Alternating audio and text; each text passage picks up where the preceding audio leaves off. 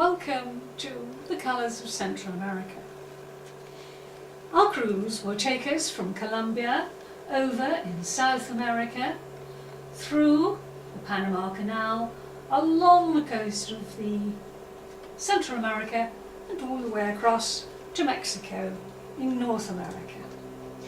Now, Central America consists of 7 countries. We have Panama, Costa Rica, Nicaragua, Honduras, El Salvador, Guatemala, and up here we have Belize. Central America is a tourist heaven. It has everything. Fantastic scenery, beautiful colonial buildings, amazing wildlife, colourful people, and ancient cultures. And in this short talk, we're going to take a look at those ancient cultures, those of the pre-Columbian era. Before the arrival of the Spanish conquistadors, the northern areas of Central America were inhabited by the Maya, who we can see over there in green, the Aztecs here in beige, and between them the Olmec. And here is perhaps a better map of the Olmec territory on those fertile plains around the Gulf of Mexico. The Olmecs were considered to be Mesoamerica's mother culture. They were the ones who established that monumental architecture, those large step pyramids, the pantheon of gods, those religious rites involving human sacrifice and bloodletting, and the famous ball game which survived right up to the time of the Aztecs.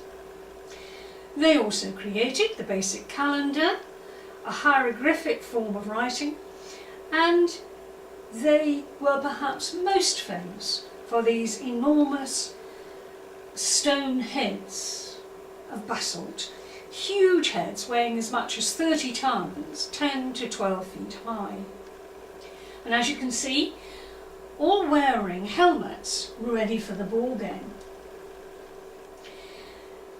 The Mayans built many monuments that we can still see throughout Central America, particularly as we see here in Belize, Guatemala, El Salvador, and in the Yucatan. And I'll be talking a great deal more about them when we get to Guatemala, because it's there that you'll have the option of taking a tour which will go to Lake Atitlan, where you can visit a Mayan community and see their everyday way of life. Another group of indigenous people that you might not be quite so familiar with are the Kuna of Panama, and we'll be meeting those in our visit tomorrow when we go to the San Blas Islands. Indeed, there is no specific tour. You'll have time to chat and learn more with these wonderful people. There are about 40,000 Kuna living in villages scattered along the 40 or so islands just off the coast of North Panama. The Kuna are a wonderful example of an indigenous people who continue to flourish and practice their old age customs surrounded by the modern world. They were already an ancient culture long before Columbus arrived in the Caribbean, and very little has changed. Though the Kuna are a gentle group of people, they are known for their fierce independence, standing up against oppression, first of all obviously from the Spanish conquistadors, and more latterly against the Panamanian authorities, who wanted to bring them more into the culture of Panama. The Kuna have a strictly matriarchal society. Inheritance passes through the women. When they get married, it is the men who move to their mother-in-law's house, and there they become apprenticed to their father-in-law for several years. And the groom also takes the name of the bride. Divorce is uncommon, and the girls are very highly prized. Now, each island is run by its own chief, the sailor. Now, despite this very matriarchal society, the sailor is always a man. He is traditionally both the political and the spiritual leader of the community. He preserves their knowledge of the sacred chants and is able to interpret these and so pass on the sacred history of the people. The region as a whole is governed by the Kuna General Congress, and that's conducted by the leaders of each of the 49 communities. And that Congress is led by the three great sailor. And the gentleman you see here is the chief sailor or cultural leader, M2U02867, and he's sitting here with his wife Imelda, and they live on the island of Istupu. Only men take part in the Congresso. Although women are allowed to be present, they have to remain silent. The Kuna themselves call themselves and their language Tule. It's a spoken language. There is no alphabet, no written language. However, Tule is becoming far less prevalent with the younger generations, who are for the most part being educated in Spanish in the Panamanian-run public schools in the region. So Spanish is widely spoken throughout the islands, and it's only a few of the older generation who only speak the Kuna language. Life revolves largely around fishing, growing food, music, dance and craftwork, and tourism is the main source of income. Back in the 60s, the sale of coconuts and lobsters accounted for more than 3/4 of the income on the islands. But these days, both those resources are in very short supply, and although they're still significant, they have declined considerably. The type of agriculture practiced here is mainly for subsistence purposes. Traditional products are things like bananas, sugar cane, and they rely heavily on imports. And here you see the women unloading the boats. Within families, labour is divided along gender lines. The husbands gather the coconuts, cultivate the food, and obviously fishing is very important. Fish is one of the mainstays of the diet, although they also catch lobster, crab, occasionally squid and octopus, but that is for sale. Kuna law prohibits fishing using machinery, or anyone taking anything from the sea that can't be reached by natural means. And that is one of the reasons why the waters around these islands are said to be so good. The wives prepare the food, wash the clothes, clean the house, collect fresh water from the mainland rivers if they're on one of those many islands that don't have running water. And they also, as we saw from the previous slide, unload the boats, and they also sew the female garments. And that is what now provides a large proportion of the economy, producing these molars or clothing.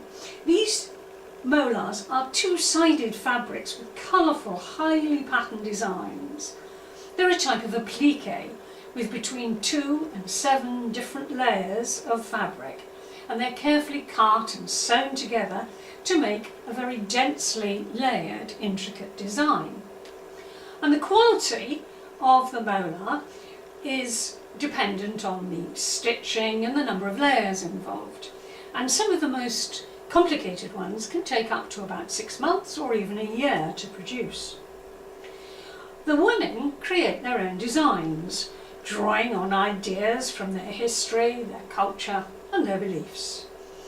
So usually they portray birds, fish, family life, and there are spirits and cultural designs and various traditional forms. They are used as hangings in their houses, but most of them are incorporated into the women's clothing, usually one panel on the front of a blouse and a matching one or a complementary one on the back. The word mola actually means clothing. Now the mola came from the tradition of the women painting their bodies with these same floral, animalistic and geometrical designs. And after they adopted the practice of wearing clothes, something that the missionaries introduced, they utilised those patterns that they used to paint on their bodies for their molas. Apart from the mola, the typical dress for women includes a wrapped skirt, a headscarf, and wrapped beads, a nose ring, and also these ornate arm and leg bands, and they are known as chiquiras. As you can see, the clothes can be very colourful. The men, on the other hand, wear Western clothing. Now the Kuna have a custom for every important event in their lives, and these customs are passed on to the children through their dances and their chants. And every event in a child's life is documented in their molas. In childhood, between the ages of about 4 and 5, the ceremony of inner suit or baptism takes place, and that is attended by all the people in the community. This is when the young girl gets her first haircut and when she's assigned a name. But one of the most important traditions of the Kuna is the Feast of the Needle. When the girls reach puberty, there is a big celebration, and the girl has her septum pierced for a nose ring using coconut oil as an antiseptic. Here you can see some spirit dolls, or nuchas. They're quite elaborate, and once a doll is carved, it's taken to the local medicine doctor who puts a soul into the nuchu, and it is that spirit that takes care of the owner, healing and warding off evil. Now a nuchu with a live spirit can never be sold. When someone falls in, his nuchus are placed around his hammock by his family, and the nuchus guard against evil and all those spirits that are making the person ill, hindering his recovery. So the nuchus are used to help cure him. Now once the nuchu has been used for this purpose, it's no longer valid, so it can be discarded or sold. But most kunas will keep them for years and store them, even after they've been used for that purpose, in a basket. Some are little more than a small stick, and the Kuna place these at the door of their huts to keep away the evil spirits.